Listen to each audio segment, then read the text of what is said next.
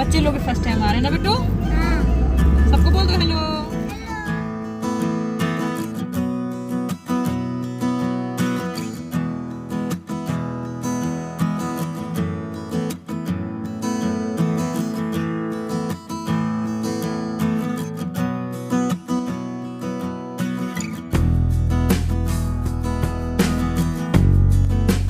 Hello everyone, welcome back to our channel. तो मैं दीपिका स्वागत करती हूँ आप सबको हमारे यूट्यूब चैनल में।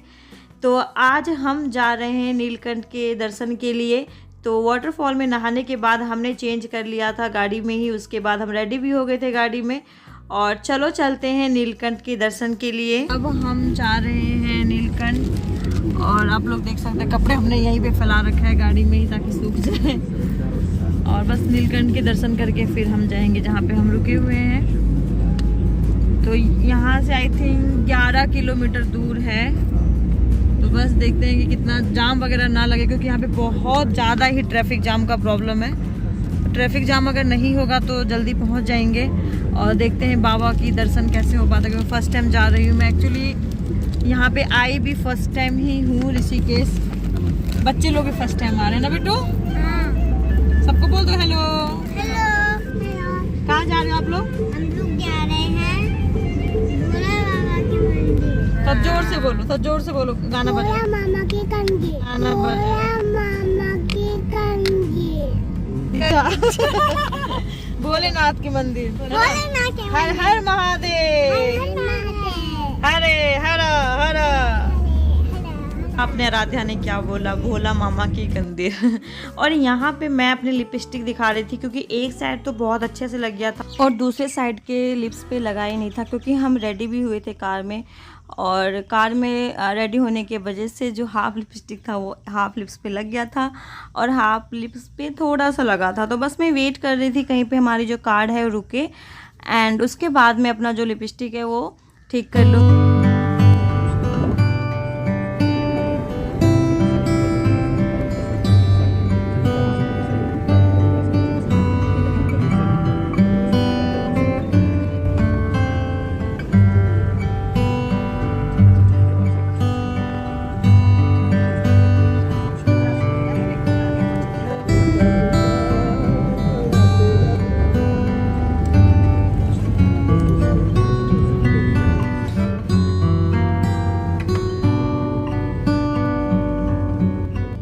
अगर व्यू की बात करें तो ज़बरदस्त था, मतलब बहुत ज़्यादा ही सुंदर लग रहा था, पूरे पहाड़ी पहाड़ था। लेकिन अगर हम रास्ते की बात करें कि जब हम नीलकंठ जी के दर्शन के लिए जो रास्ता है इतना घुमावदार था ना, कि मतलब वहाँ पे बहुत ज़्यादा ही एक ट्रेंड इंसान ही कार ड्राइव कर सकता है, क्योंकि बहुत ज़्यादा ही घुमाव था। आप लोग देख सकते हैं कि सीधा रोड था ही नहीं, ऐसे घूम घूम के हम जा रहे थे। और हम ऊपर की तरफ ही चढ़ रहे थे, मतलब नीचे नहीं चढ़ रहे थे, हम ऊपर की तरफ ही जा रहे थे और साइड में सपोर्ट नहीं था। लेकिन जो व्यू की बात करें तो बहुत सुंदर था। तो एक्चुअली मुझे लगता है कि शिव जी जहाँ जहाँ भी बसे हैं ना, भोलेनाथ, हर जगह आपको ऐसे पहाड़ पे, ऊंचे ऊंचे पहाड़ पे ही देखने को मिलेंगे। तो बस जल्दी से जा रहे हैं और बहुत ज़्यादा एक्साइटमेंट था, क्योंकि मैं फ़र्स्ट टाइम नीलकंठ जी के दर्शन के लिए जा रही हूँ। पतिदेव मेरे बहुत बार जा चुके हैं। तो फिर उन्होंने ही बोला था कि हम जब ऋषिकेश जाएंगे तो नीलकंठ बाबा की दर्शन भी करेंगे। तो बस हम चल दिए हैं। और यहाँ पे साइड में देख लो, अब 2-3 लोग ऐसे खड़े हैं और उनको बिल्कुल भी डर नहीं लग रहा। उनको देख के मुझे डर लग रहा था कि ऐसे कोई सपोर्ट नहीं हो रही, लोग कैसे खड़े हो गए। और उसके बाद एक ऊंचाई पे हमें कार पार्क करने के लिए कहा गया और वहाँ से फिर नीचे ढलान की तरफ जाना था और फिर हमें ऊपर जहाँ पे नीलकंठ बाबा की मंदिर है चढ़ना था। तो यहाँ से भी आपको बहुत पैदल चलना पड़ता है, पूरा वॉक करके फिर जो मंदिर है वो है, और घूम घूम के आपको जाना पड़ेगा। तो चलो मैं दिखाती हूँ कि यहाँ से जहाँ पे आप गाड़ी पार्क कर लेते हैं तो वहाँ से आपको कितना पैदल चलना है।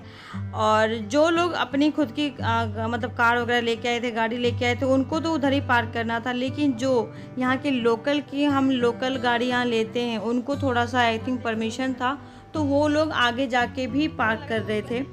और भीड़ बहुत ज़्यादा था क्योंकि हम वीकेंड पे गए थे और आई थिंक अभी 2:30 या 3 बज रहे हैं और धूप भी बहुत ज़्यादा तेज़ था। आप लोग जो व्यू है पहाड़ों के वो देख सकते हैं। जगह जगह पे आपको ऐसे कुछ जो कोल्ड ड्रिंक वाले, पानी वाले, मतलब ऐसे ऐसे कोई चीज़ें ठंडा ठंडा पीने वाला मिल जाएगा। छोटे छोटे जिन्होंने स्टॉल लगा के यहाँ पे ये लोग बैठे हुए हैं।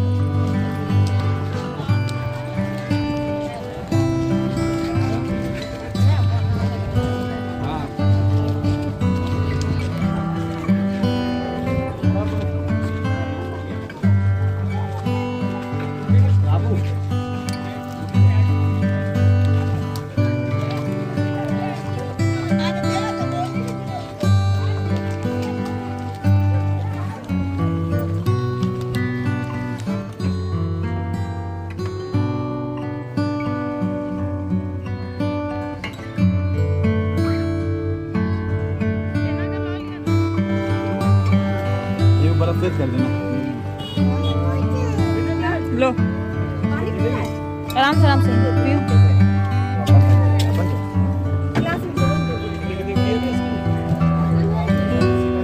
जमे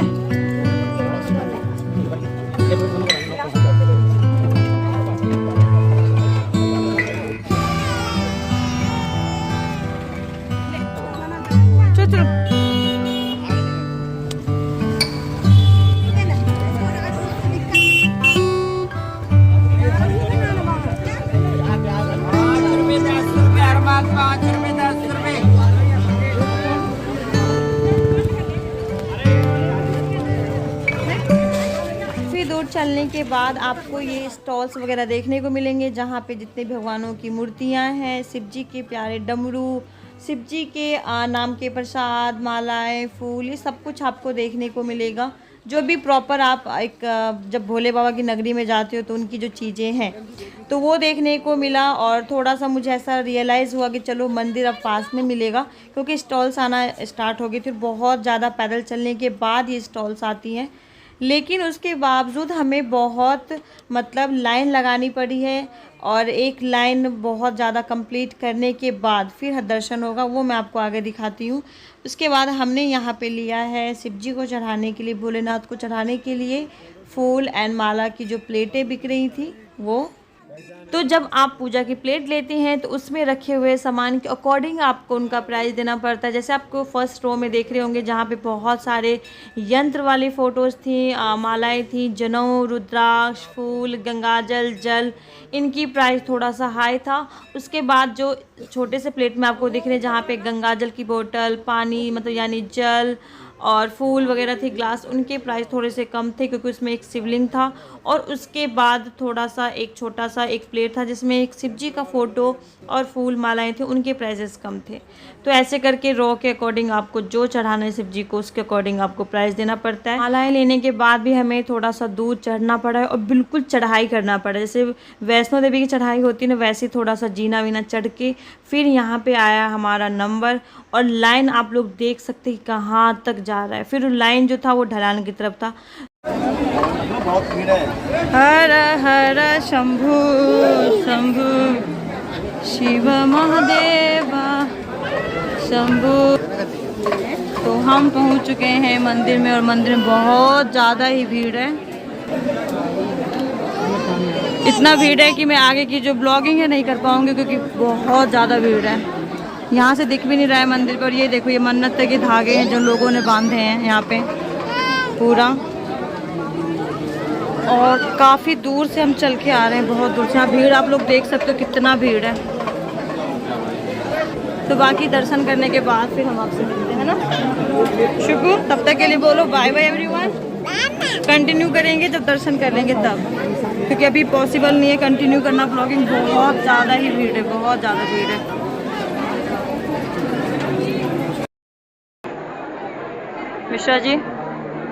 मिश्रा जी कैसा लग रहा है?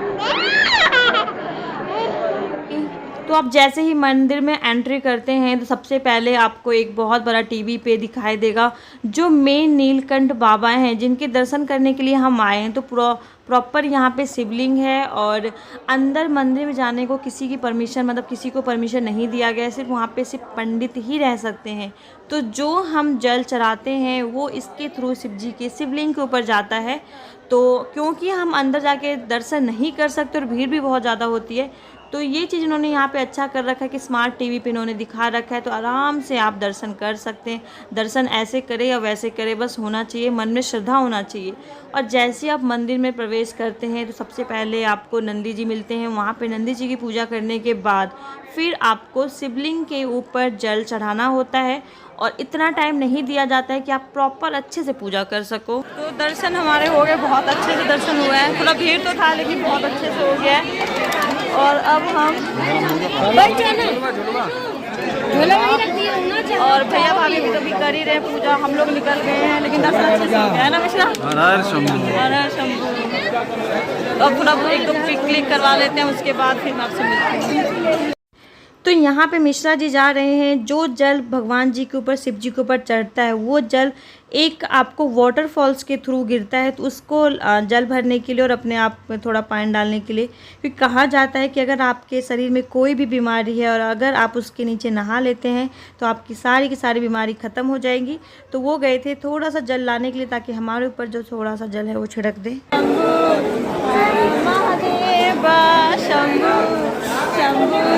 जय जय महादेव। तो दर्शन करने के बाद हम आ गए हैं। एक स्टॉल टाइप का था, कोई होटल टाइप का, जिसमें आप आराम से स्नैक्स वगैरह ऑर्डर कर सकते हैं, चाय वगैरह पी सकते हैं। मैं वहाँ पे थोड़ा सा मैंने ब्लॉगिंग करना स्टार्ट किया। यहाँ पे कुछ मंदिर हैं जो कि पहाड़ के नीचे हैं, हम पहाड़ के ऊपर हैं और वो मंदिर वगैरह नीचे हैं। और दूर जो आपको दिख रहा होगा ऐसे, वो गाँव बसा हुआ है जो वाइट वाइट दिख रहा है।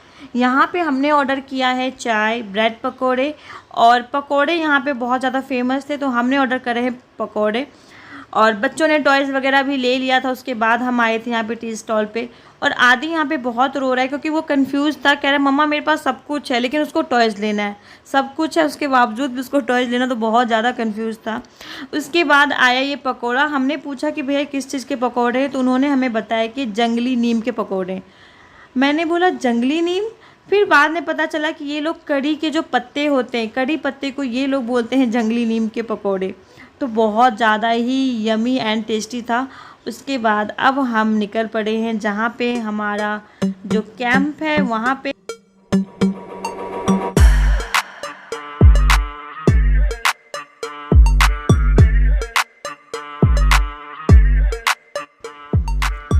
में पहुंचने के बाद यहाँ पे स्नैक्स का टाइम था, तो बस हम स्नैक्स वगैरह जो हमारे स्नैक्स हैं वो एंजॉय कर रहे हैं। और क्योंकि मेरा फ़ोन एक्चुअली डेड हो गया था, तो पता नहीं मैंने आई थिंक किसके फ़ोन से ये शूट किया और कैमरा क्लियर की वजह से नहीं आपको थोड़ा सा ऐसे देखने को मिल रहा होगा। तो यहाँ पे स्नैक्स वगैरह लग चुके थे, आप अपना सेल्फ सर्विंग कर सकते हैं। तो हमने यहाँ पे 4 चाय लिए थे और ये कुछ चने, प्याज, टमाटर डाल के उन्होंने बहुत प्यारा सा एक चाट बनाया था। पापड़ थे और कुछ पकोड़े। और अभी आई थिंक 5:30 या 6 बज रहे थे, और इतने सारे लोग जो भी यहाँ पे कैंपिंग करने आए, फुल डीजे वीजे बजा के फुल एंजॉय कर रहे थे अपने अपने जो उनकी फैमिली है उनके साथ। और तो बहुत मज़ा आया।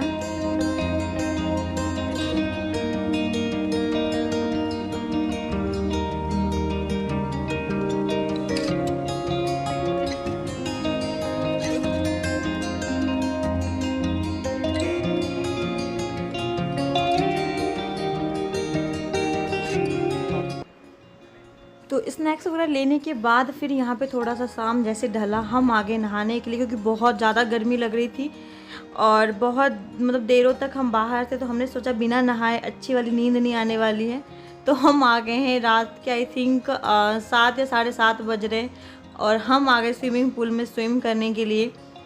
और बहुत ज़्यादा मतलब इन्जॉय करा हमने, बहुत सारे फ़ोटो शूट करवाए, बहुत सारे फ़ोटोज़ क्लिक करवाए। वो अलग बात थी जो फ़ोटोज़ उतनी क्लियर नहीं आए क्योंकि अंधेरा था बिल्कुल, बट मज़ा बहुत आया, फुल एंजॉय किया है हमने। और जितना भी हम थके हुए, हमारी जो थकान थी ना, सारे के सारे जो है वो निकल गए। और फिर उसके बाद हमने किया अपना डिनर स्विमिंग पूल में नहाने के बाद।